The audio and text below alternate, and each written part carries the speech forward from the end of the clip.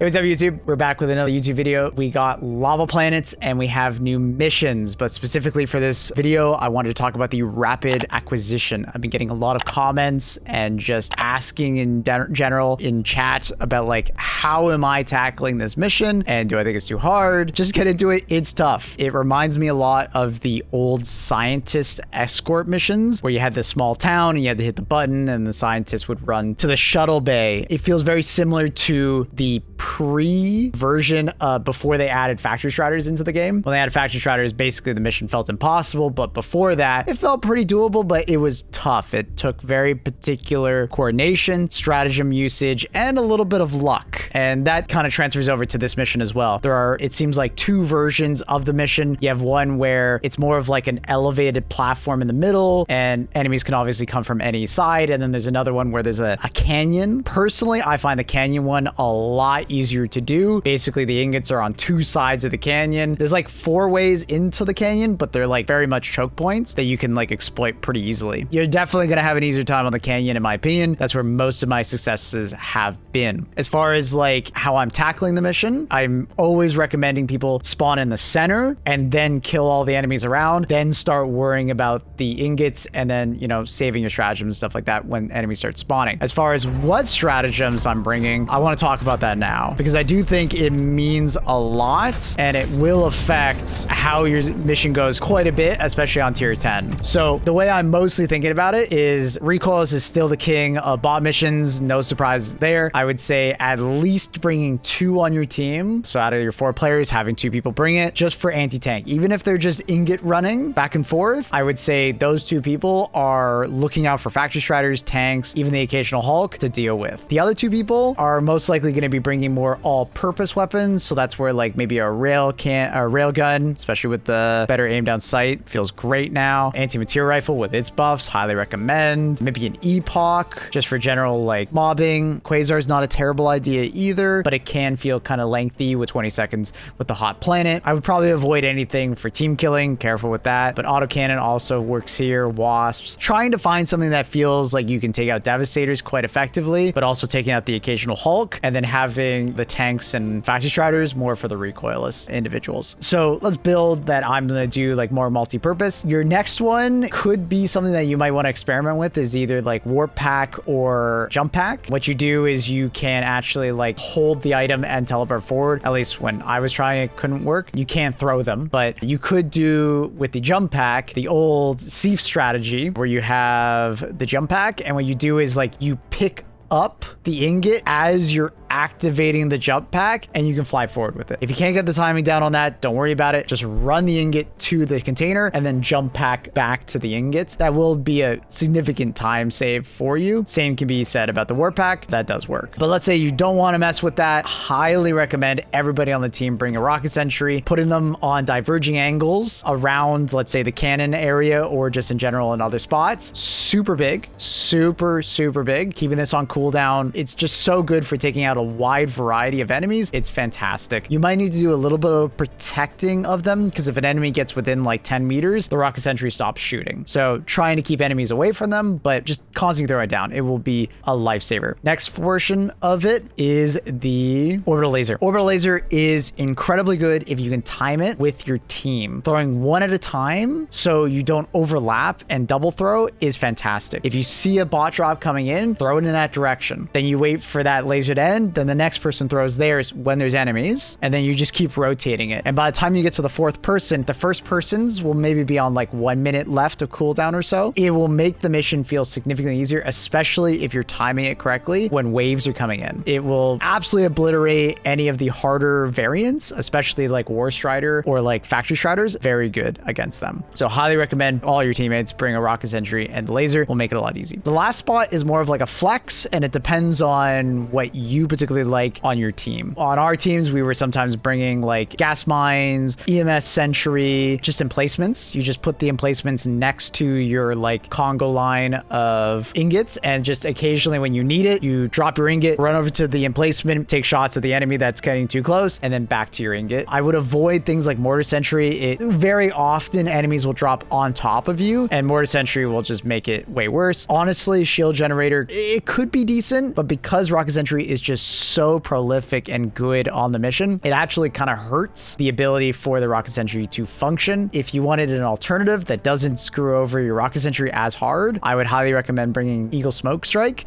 and just laying it down lengthwise on it. So if one person wants to bring that, it's not a bad idea. You can definitely bring like 500 kg, Napalm Strike, 110mm rocket pods. Even the barrages are not a bad idea. You know, having one or two on a team, if you notice a big clump of enemies, throw it over there. Just make sure you're not throwing it on the ingot Congo line. The amount of times someone threw a barrage and it was just too close happened way too often, and you're just eating away at your timer, that 15-minute timer. So just be careful. Also, not a bad idea if you want to try out mechs. You can make them work. You got to make sure you don't die in them. You have to be a good mech pilot, and you have to be paying attention to what's around you. Don't be stepping on your teammates, and try not to die with them. If you want to bring more turrets, I'd say like outside of EMS, the only other one I would probably bring is like autocannon, and even then autocannon doesn't have quite enough ammo. You can grab the Gatling sentry for like the berserker hordes and stuff like that. Just be careful where you place it. It can be very deadly to your teammates. Tesla Tower does work both to distract enemies and it can slay out pretty well. It's just one hull can unfortunately beat it up. Anti-tank mines, not a bad option as well, alongside gas mines. So you can kind of do like gas mines plus Tesla, or like anti-tank mines plus Tesla. That does work, and it is pretty damn effective. Going into general strategy, I find a 2-and-2 strategy to work really well, or having like 3 people and that one person that's maybe doing the Congo line is like on a flex, whereas 2 people are just constantly running them back and forth, and then the third person is like, okay, I'm gonna rotate between slaying out and then doing the Congo line of ingots. Just a heads up, you can, I was told this, I didn't actually realize at first, you can actually throw the ingots kind of like barrels, so you can technically do like a line of pick up ingot, throw it to the next person,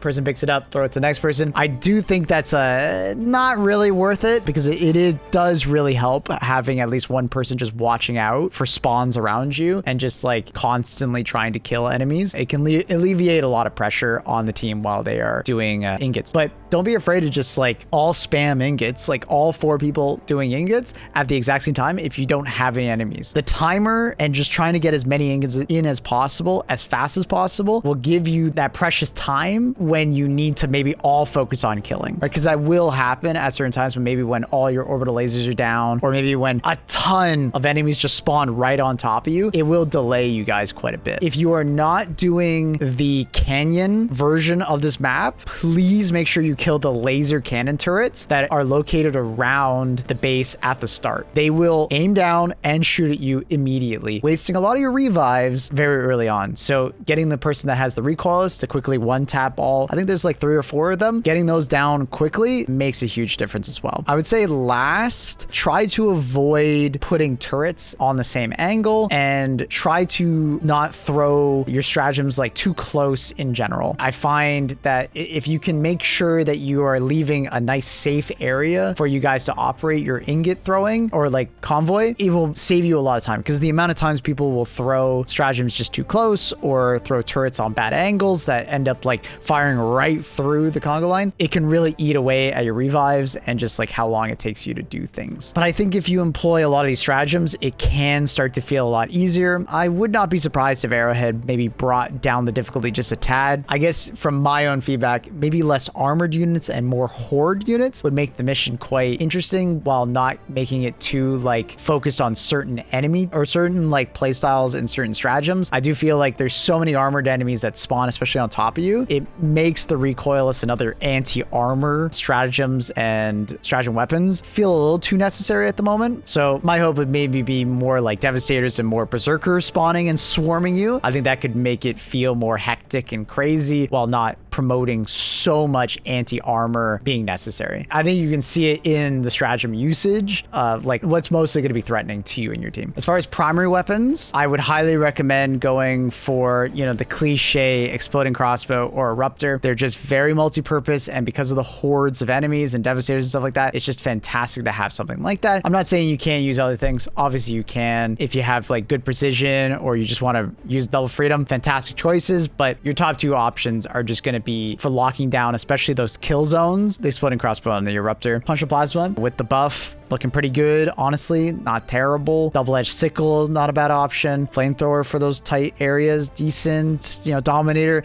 You know, your normal A and S tier weapons are going to be up there, but I can't shy away from saying Exploding Crossbow or a Ruptor. As far as armor, if you're going for the gas mines route, I did hear about some success from people saying that they just went heavy gas armor. If you pair this with the Vitality perk, you can be immune to gas. That is something that you can do, and you just like spam gas mines on top of each other. Be careful, this won't work if you get like a particular like variant of like War Striders or tanks or Factory Striders. It just won't work because they're immune to gas, so they won't be disoriented. But it will work against a more standard like Berserker, Devastator, and Hulk variant, so keep that in mind. Fortified, never a bad option. If you wanted to do like lighter armor for faster running, decent option, but I found that it was really nice to be able to survive more damage while running back and forth. Just popping stims for the infinite stamina was more than enough for me personally. But let me know if you guys have any suggestions out there. Typically, I was using the Senator just for taking out Hulks with my particular loadouts, but I do think you could bring other things if you're so inclined. Ultimatum, obviously not a bad idea. Your Talon, your standard Talon, not bad at all. Bushwhacker for Berserkers, all good options. Grenades, mostly Thermite, and Dynamite was like the top two, but like the Arc Grenade for throwing at like choke points was really good. Gas mines for choke points. The occasional smoke grenade honestly wasn't a bad option. Also stun grenades for making Hulk killing a little bit easier can be decent, and Pyrotechnic just for the sheer quantity of them, and fire damage still being a fantastic option versus bots. So hopefully this was helpful. Anyways, good luck with the mission. Consider dropping a like and a follow, subscribe on the video if you enjoyed. Remember, we stream Helldivers in the morning before jumping into some other games, possibly Maplewood_TV on Twitch and on YouTube, but occasionally streaming on this video channel as well. Much love, YouTube. Peace out.